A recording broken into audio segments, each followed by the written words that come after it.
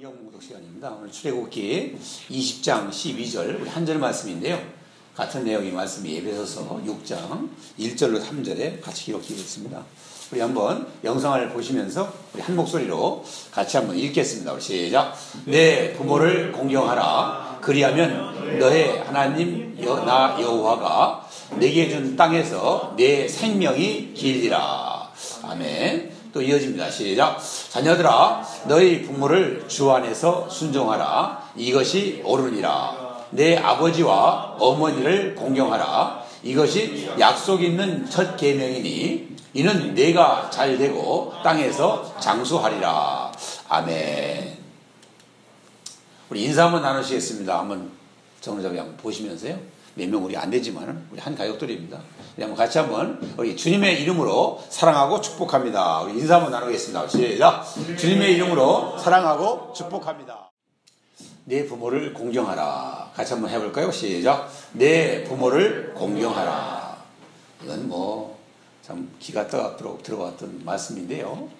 우리가 실천하기에는 아직도 많은 그런 괴리감이라고 할까요? 많은 아직까지도 공경해야 될 부분들이 세대가 흘러가면 할수록 더 세상이 악해지면 악해질수록 부모 공경은 더 가치를 더하는 시대를 맞이하고 있습니다.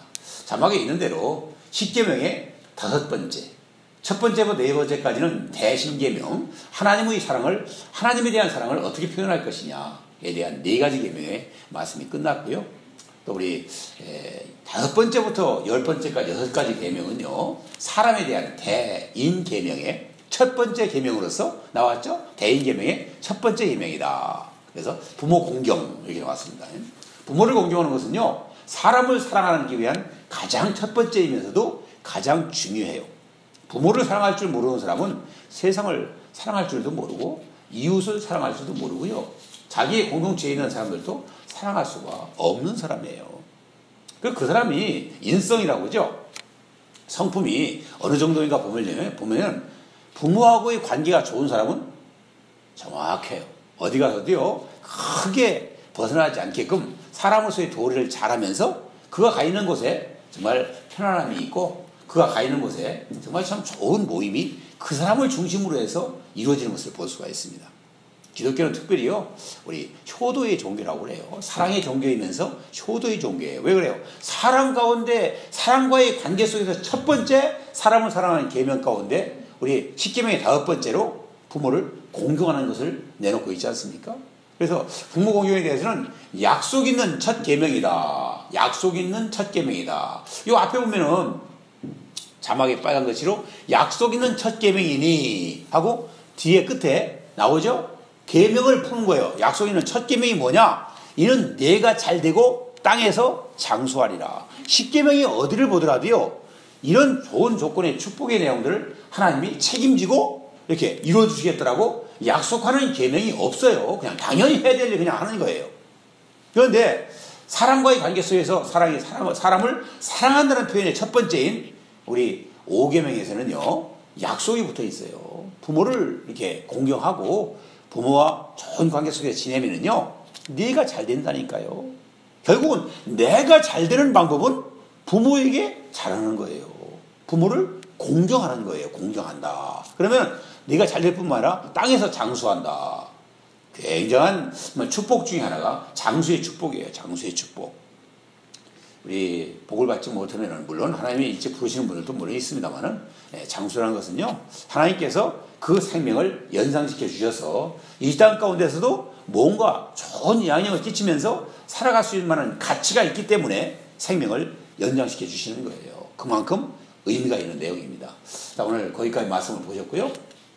그래서 우리 말씀을 통하여서 몇 가지를 한번 같이 알아보도록 하겠습니다.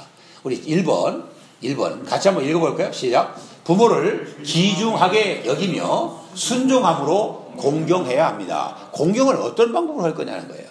공경 참 굉장히 중요한 키워드가 되는데요. 어떻게 해야 되느냐? 앞에 설명을 제가 붙여놨어요. 부모를 귀중하게 여길 줄 알아야 돼요.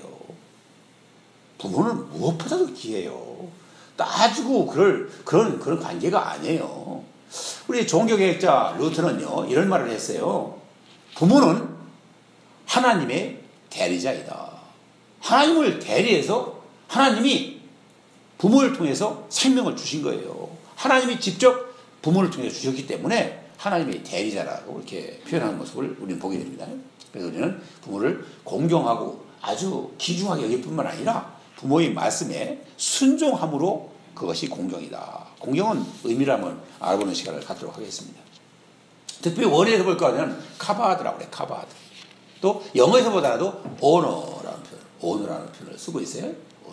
오너. 뭐 느낌이 어느 정도 다가올 거예요. 어떤 내용인가. 그 중요한 것은요. 중요하다는 의미를 가지고 있어요. 부모는 내 자신의 기준으로 볼 때 너무나도 부모는 귀중하다라는 의미를 가지고 있는 원어와 영어에서의 표현일 뿐만 아니라 또 우리 몸의 신체 기관 가운데서 가장 무거운 그런 기관이 있어요.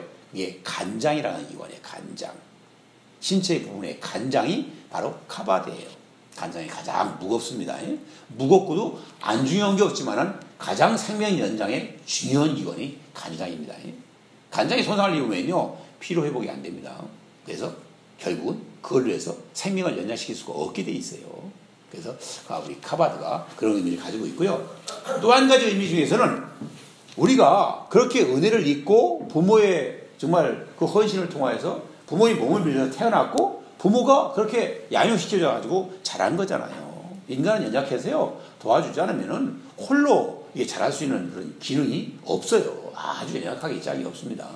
그런데 부모의 도움으로 이렇게 성장이 됐다고 한다면은 후하게 때가 돼서 알 때쯤 되면은 후하게 갚아야 된다는 의미가 공경이에요. 카바드예요. 이제는 갚아야 돼요. 그게 도리예요. 그래야 나로 말미암아 나를 중심으로 또 생기는 우리 후손들이 그 모습을 보고 공경을 하게 돼 있어요. 내가 공경받고 존경받고 부모로서의 위치가 확보되는 것은요. 내가 선친인 부모들에 대해서 극진하게 잘 모시는 모습을 자녀들이 성장하면서 보거든요. 그게 그대로 복사판으로 나타나는 거예요. 나는 부모를 우습게 알면서 자기는 부모로서 자기들에게 존경을 받고 공경을 받겠다고요? 그거는 정말 잘못된 그런 삶을 가진 자들이 하는 소리겠죠. 또 언어라고 해서 언어는 뭐 우리가 지금 언어를 푸는 내용과 크게 다를 바는 없어요. 예우하다라는 표현이에요. 예우하다. 특별히 부모를 예우해야 된다. 존중하다. 그 다음에요. 제가 뭐 골프를 좀 쳤었는데 골프 칠 적에 그룹별로 이렇게 쳐요. 보통 3명이 칠 때도 있고 4명이 칠 때도 있고 5명이 한 그룹으로 나갈 때가 있어요. 팀으로 나갈 때도 그 그룹을 나눕니다. 그룹에서 조장급이 있어요. 그 사람이 제일 먼저 이렇게 치는 순서를 줍니다. 그 먼저 치는 그 조의 조장과 같은 위치에 있는 사람들을 언어다라고 불러요. 그 사람을 기준으로 해서 그 사람을 따라가면서 그 사람의 지시를 받으면서 판정이나 여러 가지 상대의 애로가 생길때도 그 사람이 심판관과 같은 기준을 두면서 그 사람에게 권위를 인정해서 그 조가 지행될 수 있게 만들어준 것이 언어예요. 언어의 그런 의미를 다시 한번 생각해보는 시간을 갖게 만들어 주셨습니다. 우리 뒷내용을 보면은요. 두 줄을 한번 같이 한번 읽어보겠습니다. 시작. 부모 공경의 첫째 원리는 순종과 배려입니다. 순종이라는 컨셉과 배려한다. 부모를 배려해야죠. 내가 성장하고 나면은 부모를 배려하는 것을 굉장히 중요시 여길 수 있는 것. 그게 바로 공경이다라고 표현하는데요. 어릴 때, 그 기준이야 뭐 좀 차이가 있겠지만은 어릴 때 장성에 대해서 청년이 되기 이전에 어린 나이, 보통 뭐 중고등부까지를 얘기할 수 있겠어요. 청년이 되기에는 조금 가까이 갔지만은 있는 그런 기준. 어릴 때는 가장 중요한 컨셉이 뭐냐? 어릴 때는 순종해요. 요즘에는 미운 5살, 뭐 옛날에 미운 7살, 미운 5살 막 내려와가지고 조금만 그냥 자기 기능이 생겨나고 말만 터지기 시작하면은 자기 마음대로 하려고 난리를 치는데 신앙 안에서 우리 기독교인들은요 정말 하나님의 법도 아래서 계명을 잘 지키면서 우리 순종을 배우는 거예요. 우리 신앙이라는 것은 순종학교에 입학하는 거라고 했지 않습니까? 순종만큼 중요한 게 없어요. 순종을 몸에 익숙해지지 않으면요 어디 가서도 거치는 돌이 되는 거예요. 거치는 돌. 아주 장애물과 같은 역할뿐이 못해요. 자기는 잘났다고 그러는데 남들은 환영을 안 해요. 그러니까 그 사람이 얼마나 피곤한 인생을 살겠습니까? 남들로부터 치이는 인생을 살 수뿐이 없는 인생이 되는 거 아니겠습니까? 어릴 때의 컨셉은 뭐라고요? 순종이다. 순종을 배우는 거예요. 우리도 그 순종의 컨셉을 가지고 자라면서 청년이 되고 나면은 두 가지가 나옵니다. 용납과 감사예요. 이제 자기 기능이 왕성해졌기 때문에 부모를 상대할 때, 특히 부모를 상대하는 개념으로 이렇게 우리 공경을 의미하는 말씀을 묵상한 건데, 용납하는, 부모를 용납하는 거예요. 자기와 뭐 어떻게 뭐 심사무라 돼도 부모가 이제는 이길 수가 없는 그런 나이가 되고요. 자녀들이 막 이제 왕성해지니까 정말 부모가 이제 좀 많은 부분에서 연약한 모습이 나타나기 시작하는데, 때로는 실수도 할 수 있는 그런 기회도 생기게 되고요. 그럴 때 용납하는 거예요. 용납. 얘기했죠. 용납은요, 있는 그대로를 받아들이는 것이 용납이에요. 그거를 뭐 따따붙다 뭐 잘못됐더라고, 옳지 않더라고 시시비비를 가리면서 부모 앞에 그러지 말라는 거예요. 있는 그대로 받아들이라는 거예요. 그게 중요한 거예요. 청년의 때에는 용납이 필요한 겁니다. 그렇지 않고서는 부모하고 자녀가 관계가 좋은 관계로 설정이 될 수가 없어요. 그러면서 청년의 이제 기능이 생기고 그만큼 어떤 능력이 있기 때문에 감사를 표현할 수 있어야 된다는 거예요. 어릴 때 뭐 자기가 뭐 글로 쓰는 감사도 할 수 있겠지만은, 부모에게 편지도 쓰고 어버이날 뭐 카네이션도 달고 뭐 이런 행사도 있겠지만은, 감사라는 것은 뭔가 좀 적극적으로 자기가 감사의 표현을 나타낼 수 있는 선물 좀 준비하고, 이렇게 부모에게 대해서 극진하게 공격의 그런 자세를 취하는 것이 하나님께서 약속이는 첫 계명으로서의 복을 받을 수 있는 그런 근거를 만들어 나가는 것이다 라는 내용을 묵상하게 만들어 주셨습니다. 이제 성인이 됐어요. 성인은 뭐 이제 결혼의 연령이 차서 가정을 이룰 만큼 자기도 이제 뭐 세대주가 되고 이렇게 가장을 역할이 되고, 또 배우자의 역할에 서서 가정을 이루고 나갈 때 성인의 입장에서는 이제 부모를 인정해 줘야 돼요. 왜요? 자기가 그 입장이 됐으니까. 그래 봐야 이제는 부모의 마음을 알기 시작해요. 아, 이렇게 부모의 자리가 힘든 거구나. 우리가 자라던 그 시기를 생각해 보면은, 자랄 때는요, 자기가 가장 불리한 것 같아요. 예약한 것 같고, 자기 마음대로 못하는 것 같고, 굉장히 그냥 불편한 것 같아서 빨리 크고 싶은 생각을 가질 때가 누구나에게나 다 있었을 거예요. 그게 철나지 않았을 때의 마음의 상태예요, 그게. 그런데 부모 되놓고 나서 자식을 키우다 보고, 경제를, 자기 정말 좀 책임하에서 경영하다 보니까 얼마나 힘이 듭니까? 우리 삶은 현실이잖아요. 꿈만 가지고 살 수 있는 게 아니잖아요. 청년 때까지만 하더라도 꿈꾸며 살 수 있어요. 꿈속에 살 수 있어요. 부모의 도움으로 살 수도 있어요. 그렇지만 성인이 되면 이제는 자기가 책임져야 될 영역이 생기는 거 아니겠습니까? 그러니까 이제 부모를 인정해 줘야 된다. 아, 어머니가 또 아버지가 이렇게 고생을 하셨구나. 내가 그 일을 만나면서 다시 한번 곰씹어 볼 수 있는 그런 계기가 만들어지는 겁니다. 그 다음에 부모를 버리지 않는다는 건 무시하지 않는다는 거예요. 뭐 고려장을 치를 때도 물론 있었지만, 워낙 먹는 거에 없을 때는 고려장이라는 시스템도 있었다는 시대를 우리 뭐 교육과정에서 나오는 내용 아닙니까? 그렇지만 우리는 부모를 무시하면 안 돼요. 어떤 여건에서도 부모를 무시하지 말아야 된다. 그것이 우리가 이 나이대별로 볼 때 부모의 공경, 순종과 배려의 컨셉으로서 이렇게 성장 과정 때마다 우리 부모를 극진하게 공경하는 자세로 우리가 살아야 된다라는 생각을 말씀을 묵상했습니다. 우리 한번 예수님이, 우리 영원한 멘토가 되시는 예수님은 어떻게 우리 공경의 모범을 보여주셨는가, 여러분 잘 아는 내용이에요. 우리 예수님의 삶, 모든 것의 전체가 다 하나님이시면서 또 인간으로서 우리에게 오셔서 그렇게 사신 이유는 우리도 보고 그렇게 따라서 행하라는 거예요. 그래서 모범, 모델격으로 우리에게 보여주신 것이죠. 우리 누가복음 5장 2장 51절 말씀, 가로를 비유가 한번 읽어볼까요? 시작. 예수께서 한 가지로 내려가사 나사렛에 이르러 무엇하여 받드시더라. 부모를 무엇하여 받으셨다고요? 순종하여 받으신 거예요. 순종이라는 컨셉 따라서 거기에 무슨 이의를 제기하지 않고, 부모님 무슨 말씀하시면 예, 알겠습니다. 얼마나 아름다운 모습입니까? 그렇게 받으신 거예요. 그리고 예수님은 그런 본을 잘 보여주셨어요. 또 우리 이 순종이라는 개념으로 볼 때, 우리 예수님이 첫 번째 기적은 가나에서, 여러분 잘 알고 있는 가나의 혼인잔치에서 이게 행한 모습을 보게 되는데요. 그때도 어머니 마리아가 와서 우리 예수에게 현실 상황을 연락을 해주죠. 연락해 주는데, 지금 축제가 한참 무르익고 있는데 포도주가 떨어졌다는 거예요. 포도주가 떨어지면 잔치는요, 정말 분위기가 완전히 막 이상해지는 거예요. 예? 판이 깨질 판이 돼버리는 거예요. 축제 분위기를 찬물을 끼얹는 격이 되는데, 그래가지고, 큰일 난 거예요. 급하게 그 많은 사람들이 모여서 잔치를 즐기고 있는데, 포도주가 떨어져 버리니까, 걱정이 돼가지고, 예수께 와서, 어떻게 방법을 좀 써달라고. 큰일 났더라고. 그러니까 예수님이 처음에는 사양을 합니다. 아직은 내 때가 아니더라고. 내가 나서서 이런 뭐 기적을 행하고 그럴 때가 아니다. 라고 얘기했다가 어머니의 청을 듣고 가만 생각해 보니까 안 되겠다. 그래서 어머니에게 효도하는 마음으로 어머니께 대해서 정말 어머니를 극진하게 효도하는 모습으로 정말 물이 포도주에 변하는 기적을 일으켜서 어머니에게 선물로 드린 거예요.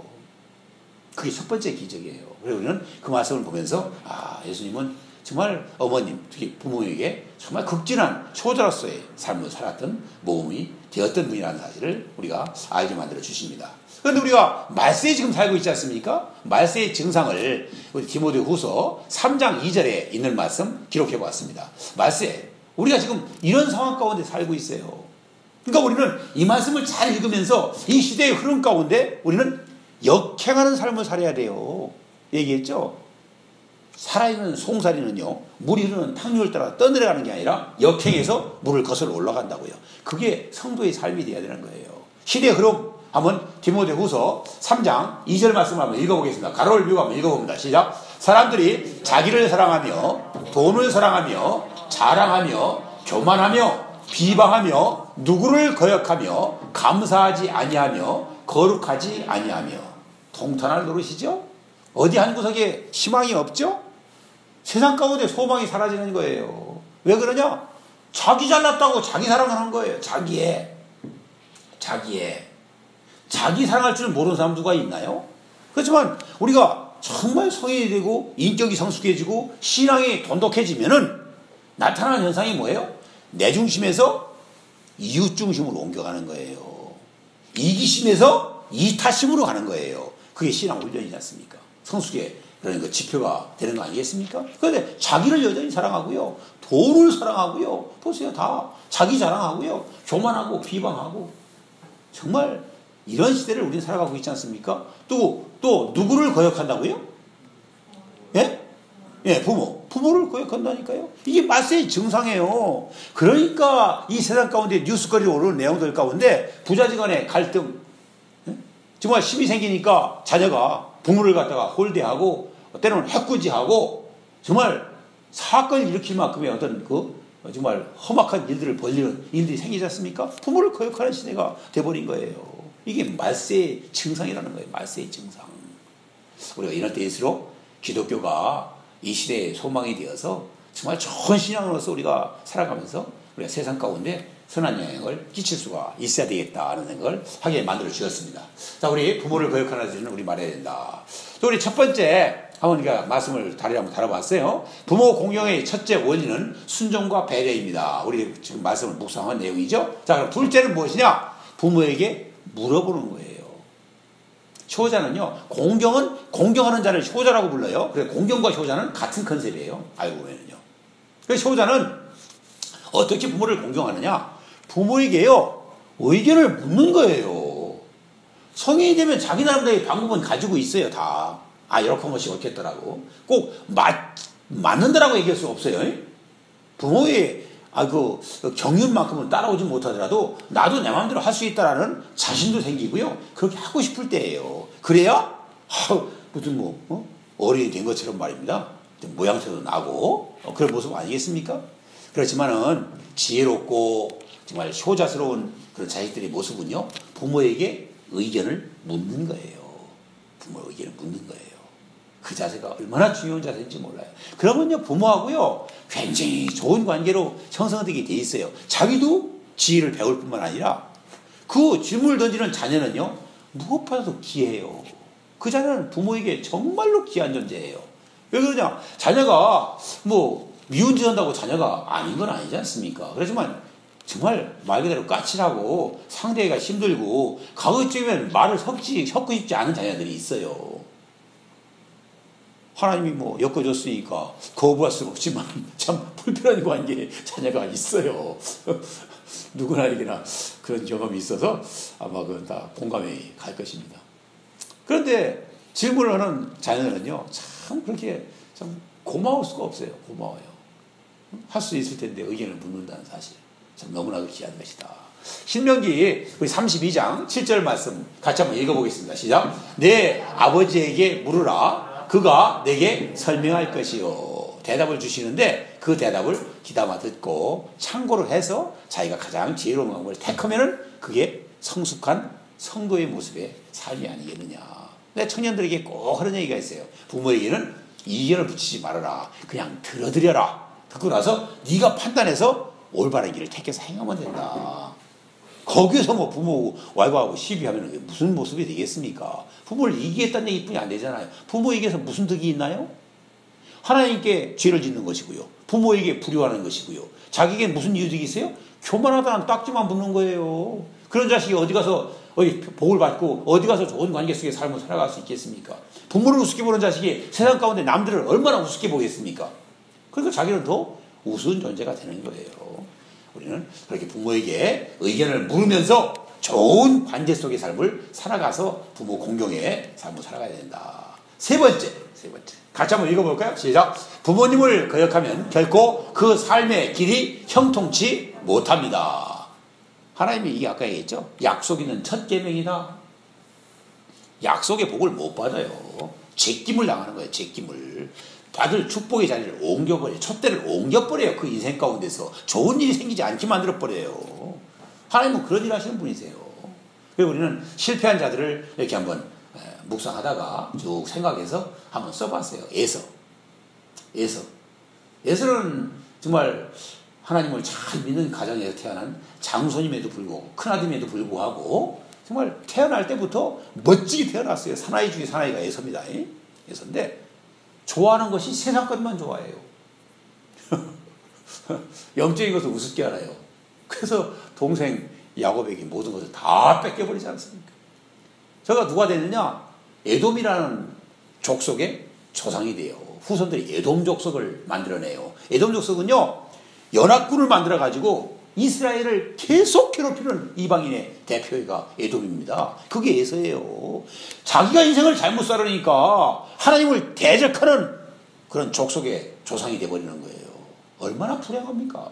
그게 참 안 됐죠. 또 우리 삼손을 한번 보세요. 삼손은 태어날 때부터 나실로 태어났어요. 하나님을 잘 믿는 부모 속에서 태어났기 때문에 태어날 때부터 선별된 그런 사람이었었고 그에게는 출중한 능력이 있었어요. 엄청난 파워, 힘을 가지고 태어났어요. 뭐 그거 한번 휘두르면은요, 뭐 감당할 자가 없을 만큼 그런 힘을 주셨어요. 하나님의 영광을 위해 쓰임 받으면 얼마나 멋졌겠습니까? 그런데 좋아하는 것이 이방 여자를 좋아하는 거예요. 이방 여자. 이방 여자하고는 사귀지도 말라는데, 만나지도 말라는데, 더더욱 결혼하지 말라는데, 결혼하겠다고 아버지한테 와서 부모한테 와서 억지를 부리면서 끝내 이방 여자 데릴라 아닙니까? 데릴라. 미모를 출중했어요. 미모 출중한 거 어디다 써먹습니까? 그거 연애할 때 잠깐 써먹는 거지. 신앙도 없고. 그래가지고 끝내는 모든 것을 다 잃어버리지 않습니까? 머리카락이 잘려버리고 눈알이 뽑혀버리고 그 험악한 최후의 그 정말 시몬이 있으니까 마지막에 회개를 하지 않습니까? 그래가지고 하나님 마지막 시몬 한 번 더 쓸 수 있는 기회 준다라면은 이 잘못된 자들과 함께 다 그들을 다 멸절시키겠다라니까 그 응답을 두려워져가지고요 신전을 무너뜨려 버려요. 자기 힘으로. 그게 뭐 인간의 힘이라고 말할 수가 없지 않습니까? 그럼 뭐 기계적인 막 엄청난 힘을 가지고 신전을 무너뜨리면서 자기도 죽고 우상을 섬기던 많은 사람들 한꺼번에 다 죽여버리는 그런 역사를 남기면서 역사 속에 사라지잖아요. 참 안 됐어요. 치유가 멋지게 살 수 있는 기회가 주어졌음에도 불구하고 부모를 거역하고 하나님 뜻대로 살지 않고 부모 공경에 그런 삶을 살지 않았던 자들이 치유가 그렇게 험악하다는 사실을 보게 됩니다. 압살롬 정말 사나이 중에 사나이뿐만 아니라 가장 아름다운 남자의 모습이 압살롬입니다. 압살롬은요 한눈에 보고 반할 정도의 인물이었다라고 그래요. 정말 참 한번 상상해볼 만한 요즘에 인류급의 남자 배우와 같은 그런 모습이 아닐까 하는 생각이 듭니다.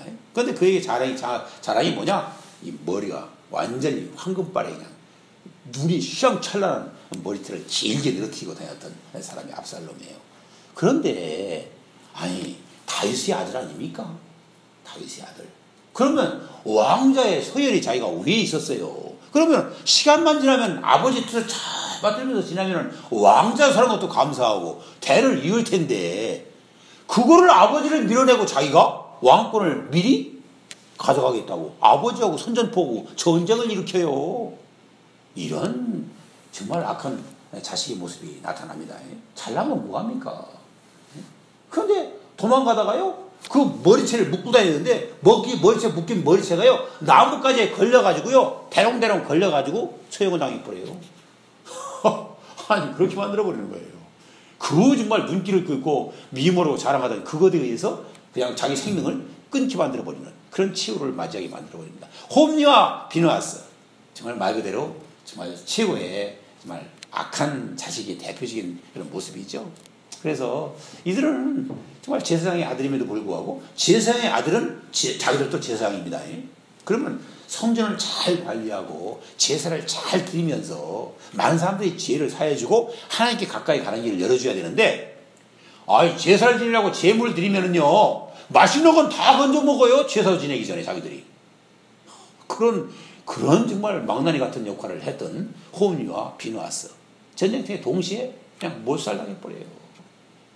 하나님이 그냥 버림을, 하나님 그것도 버림받는 자식들이 되는 거죠. 그게 바로 우리 부모를 거역했을 때 나타났던 삶의 길이 형통치 못한 자들의 삶의 모습이 아니겠는가, 이런 생각을 하게 만들어 주셨습니다. 우리 왜 부모를 공경해야 할까? 부모를 공경을 성경적으로 볼 때 왜 공경해야 될까? 첫 번째는 천륜이기 때문이죠. 우리 가만히 이 말씀을 묵상하면서 생각하게 만들어 주는 것은, 정말 우리 결혼은 일륜지 대사라고 그래요. 결혼은 일륜지 대사다. 사람과의 관계에서 가장 큰 일 중에 하나가 결혼이다. 그런데 부자지간은 천륜이라고 그래요. 천륜은요, 하나님이 정하신 것이요, 사람이 나눌 수가 없는 거예요. 내가 싫다 해가지고 부자관이 끊어지지 않습니다. 부부지간은 말 그대로 영천이죠. 천수가 무천이에요. 무천. 천이 없어요. 한 몸이니까. 그만큼 가까운데 헤어지면 남이에요. 참 무서워요. 그래서 부부지간은요. 그런데 부자지간은 피가 섞였지 않습니까? 헤어져도 부자지간이에요. 내주사도 부자지간이에요. 그러니까 우리는 천륜이라는 거예요. 천륜. 하나님이 정해주신 그런 그 윤리의 관계이기 때문에 우리는 거기에서 정말 인정받고 나의 때에 따라서 부모를 잘 공경하면서 부모를 통해서 주겠다는 축복을 받아 누릴 수 있는 그런 삶을 살아가는 것이 성도의 삶이 아니겠는가, 이런 생각을 하게 만들어주셨고요. 우리 두 번째는 생명의 근원이기 때문에 그래요. 내가 이 땅에 살고 있는 것만큼 복된 일이 어디 있습니까? 태어나지 않았더라면 무슨 의미가 있습니까? 태어나게 하는데 우리가 부모의 몸을 빌렸지 않습니까? 그래서 제가 한번 있는 내용을 한번 이렇게 기록해 봤어요. 그래서 우리 자식은요, 하나님과 부모의 공동작품이다. 공동작품이다. 라는 생각을 하게 만들면서, 아버지는 우리에게 DNA, 유전자를 주시고, 어머니는 뼈와 살을 주시고, 하나님은 우리에게 생명을 주시는 분이시다. 그래서 우리는 생명의 근원이 하나님의 대리자인 부모를 통해서 우리가 생명을 받았기 때문에, 또 생명이 연장되었고 성장했기 때문에 우리 부모를 공경해야 된다. 그것은 인간의 도리가 아니겠는가, 이런 생각을 해보고요. 세 번째, 마지막으로는 하나님의 명령이에요. 하나님께 부모에게 주신 권위가 있어요. 권위. 그래서 부모를 공경할 때 우리가 모든 하나님의 복을 주시겠다고 약속을 하고 계시기 때문에 그 명령을 우리 따라서 우리 순종하는 마음으로 우리가 부모를 공경해야 될 것이 아닌가 하는 생각을 하게 만들어 주셨습니다. 두 번째, 한번 2번 한번 읽어보겠습니다. 시작. 부모를 주 안에서 기쁘게 해드림으로 공경해야 됩니다. 부모 공경은 다른 게 아니에요. 부모의 마음을 기쁘게 해드리는 거예요. 기쁘게. 벗어기면서 부모하고 어깃장 놓으면서 부모의 말을 거역하면서 자기가 할 일을 다 하지 않으면서 부모하고 좋은 관계를 드릴 수 있고 부모 마음이 기쁠 수 있을까요? 부모가 그냥 기도하지 않으면 견딜 수 없는 그런 고통 가운데 밀어넣는 거 아니겠습니까? 그런 자들은 부모를 공경하지 않는 자예요. 하나님으로부터 복을 받을 수 없는 자들의 삶이에요. 우리 그래서 밑에다가 제가 이런 내용을 한번 써봤어요. 같이 한번 읽어봅니다. 한 목소리로 한번 읽어보겠습니다. 시작. 자식에게 하는 것에 10분의 1만 해도 효자 소리 못 들을 자식이 없다는 거예요. 자기 자식은요, 그렇게 귀한 시대가 됐어요. 뭐, 왕자 모시듯, 공주 모시듯, 막 이렇게 모시면서 막, 예? 양육을 하고 키우는데, 부모 알기는요, 헌신자가 알듯이, 그냥 적당히 그냥, 없는 것처럼 그냥 계신데도 불구하고, 그러고 살아가는 그런 세대가 됐다는 거예요. 자식에게 하는 거에 10분의 1도 못하는 세대가 됐다. 가슴 아픈 현실입니다. 어떻게 부모를 기쁘게 해드릴까? 몇 가지 성경 말씀을 묵상하면서 한번 자막을 띄워봤습니다. 한번 읽어볼까요? 잠언서 23장 24절로 25절 말씀 같이 한번 읽어봅니다. 시작! 의인의 아비는 크게 즐거울 것이요 내 부모를 즐겁게 하며 너 낳은 어미를 기쁘게 하랴. 우리 공경에 대해서는 얘기했죠? 우리 부모를 기쁘게 해드리는 것이 부모를 공경하는 방법이다. 그렇게 얘기했는데, 그러니까 기쁘게 하는 게 뭐라고요? 의인이에요, 의인. 내가 의인이 돼서 의인의 아비, 의인의 부모가 되게 만들어라는 거예요. 내가 의인이 되어야 되는 거예요. 의인의 반대가 뭐예요? 악인 아닙니까? 악악되면서 남에게 피해주면서 세상 가운데 존재감 없이 살아가는 그 자식을 둔 부모의 입장은요, 기쁜 게 아니에요. 정말 고통이에요, 고통 자식 때문에. 죄인으로 살아야 돼요. 죄인으로 자식 때문에.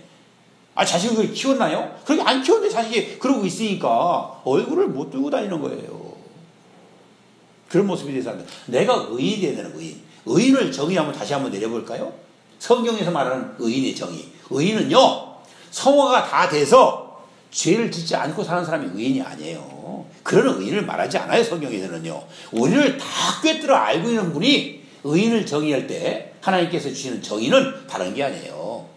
예수 그리스도를 나의 주인으로 받아들인 자예요.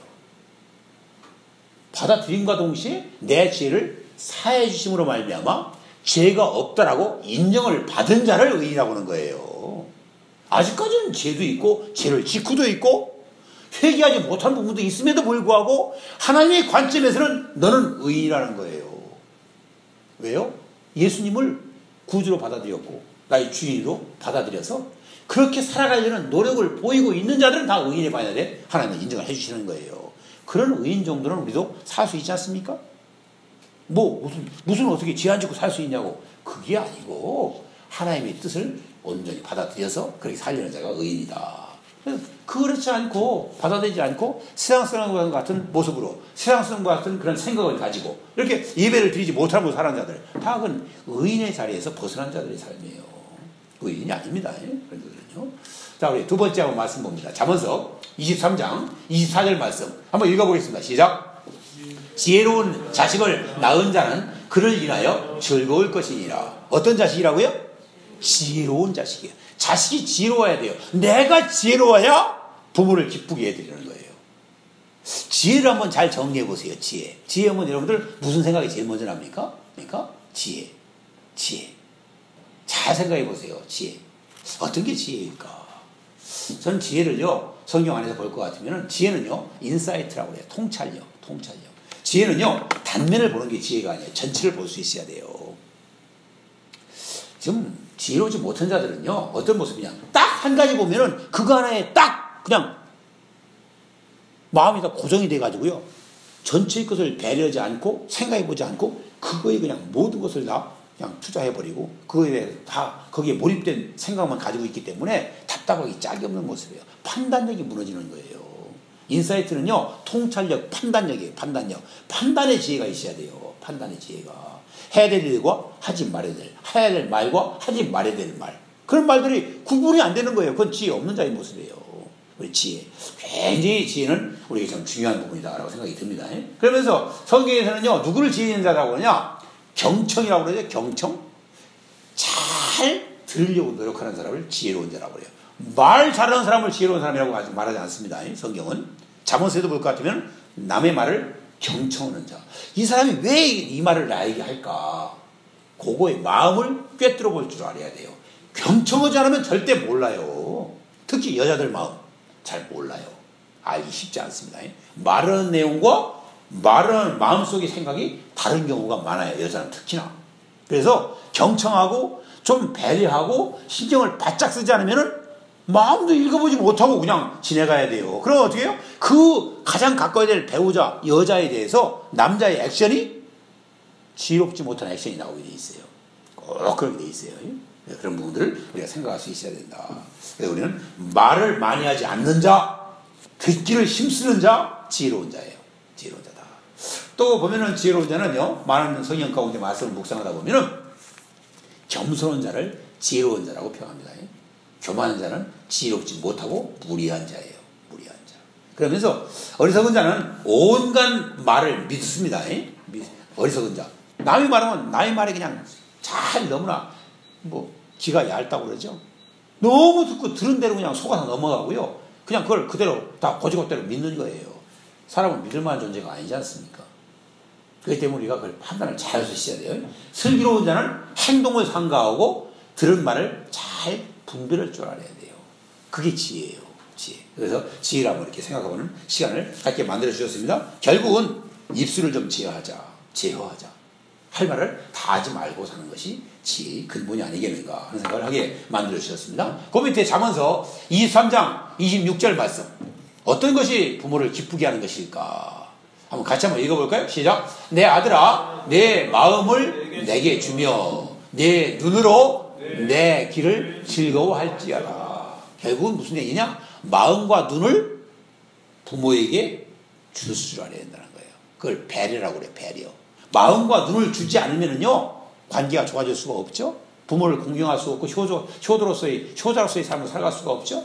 마음의 진심을 부모에게 드릴 수 있고, 눈의 시선을 부모에게 맞추고 드릴 수 있는 만큼, 그런 좋은 관계 속에서 거리감이 좁혀진 모습으로의 삶을 살아가는 자들을 부모를 기쁘게 하는 자들이에요. 자녀가 가까이 와서 자주 찾아뵙고 안부 문안도 드리고 건강 모습도 점검해보고 필요한가 뭔가를 여쭤보고, 마음과 눈을 한번 들여보세요.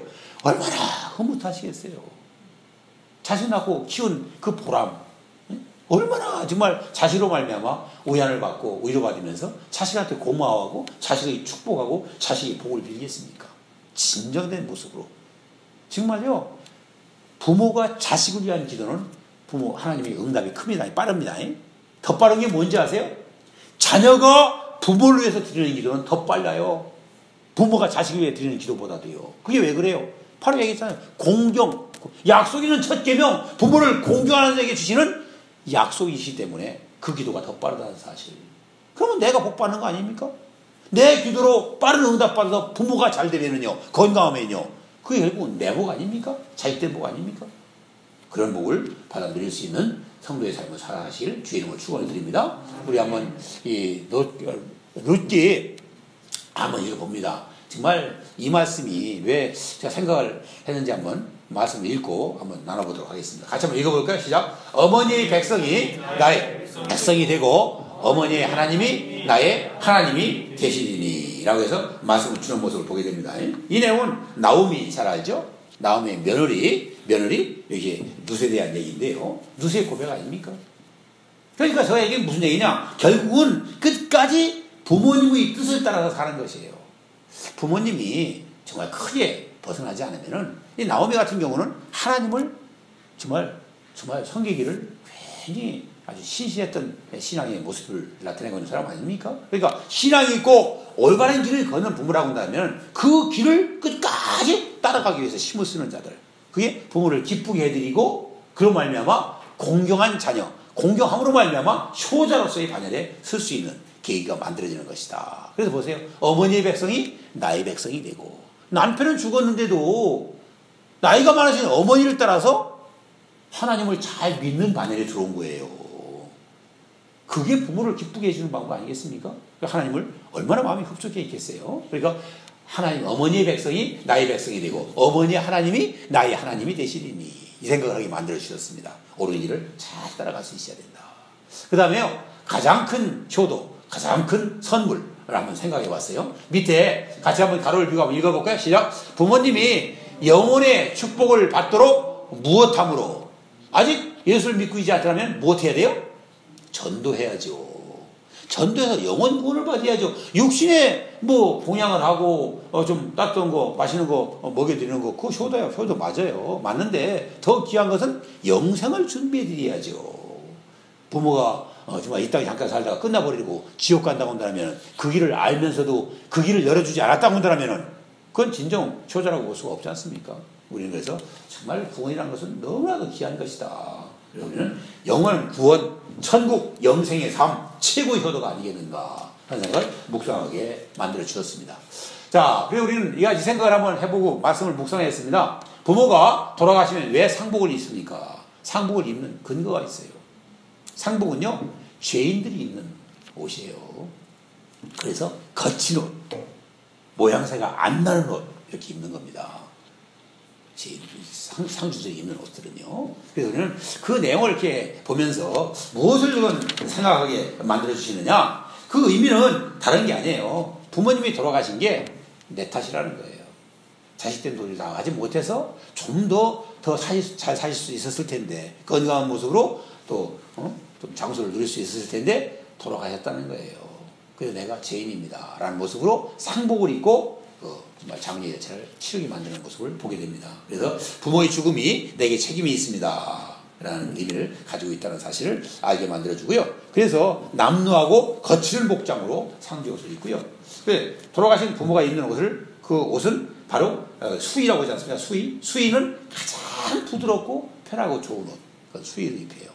좀 고급질수록 좋다라고 얘기하죠. 그래서 우리는 수의는 돌아가신 그 부모에게는 가장 좋은 것으로 이렇게 입혀드리고, 그 자식들이 된 상복은 가장 거칠고 남루하고 남보기에도 좀 불쌍해 보일 만큼의 죄인된 모습으로서의 옷을 입게 만드는 것이 우리의 전통 그런 그 예법이었던 것을 우리가 알게 됩니다. 상복을 한번 생각해 만들어 주셨고요. 이제 끝을 냅니다. 자, 한번 우리 세자인데 영어에서 따온 말이에요. 한번 두 줄을 먼저 한번 읽어볼까요? 시작. 효도도 무엇이 중요합니다. 아까 한번 얘기했어요. 뭐가 중요할 것 같아요? 타이밍이죠. 때를 놓치면 효도할 수 없어요. 그래서요, 이 말씀에 갖다가 무슨 생각을 했느냐? 불효자는 무엇하고 그러죠? 불효자는 무엇합니다? 불효자는 웁니다요. 그 울음이 솔직히 말해서 그칠 수 있는 방법이 없지 않습니까? 불효자로 종지부를 찍었는데 부모에게 효도할 수 있는 기회가 있나요? 불효자는 계속 울어야 돼요. 그런데 저는 그 생각을 하는 가운데, 아니 갑자기 여기서 멘트 하나가 날라왔는데 무슨 얘기가 날라온지 아세요? 여러분들 한번 그거 보셨어요? 코로나 시대에 거의 지금 불효자는 옵니다를 따와가지고 불효자는 옵니다. 부모 만나러 오면 불효자래요. 그래서 코로나 시대에 만나지 말라고 불효자는 옵니다. 그걸 듣고 얼마나 정말 기발하기도 하고 어처구니도 없고, 내가 불효자는 옵니다를 묵상하고 있는데 불효자는 옵니다. 이거 잘못 썼구나. 이거 보니까 의도가 코로나 예방 차원에서 오지 말라고 그 말을 썼더라고요. 그래서 참 웃었네요. 저 혼자 많이 웃었네요. 그 생각이 납니다. 자, 우리 한번 이후에 차양도 한번 부르겠습니다만은, 우리 한번 밑에 내용 우리 좀 조용히 한번 읽으면서 우리가 때가 있다는 사실을 잘 알아서 때를 놓치지 않고 우리 부모를 기쁘게 해드리고 공경함으로 말미암아 정말 하나님을 기쁘시게 해드려서 하나님 약속하신 복을 받아 누리는 저희들이 다 될 수 있기를 바랍니다. 우리 한번 밑에 우리 타이밍을 넣고요. 자, 밑에 내용을 같이 한번 읽어보겠습니다. 시작. 나무가 고요하고자 하나 바람이 멈추지 않고, 자식이 효도하고자 하나 어버이가 기다리지 않는다. 정말 이거는 변할 수 없는 진리 아닙니까? 때를 놓치면 할 수 없는 겁니다. 우리 살아있을 때, 생전에 계실 때 좋은 관계 속에서 살아가면서 부모에게 공양함으로 하나님의 복을 받으시기를 주의 이름으로 축원을 드립니다.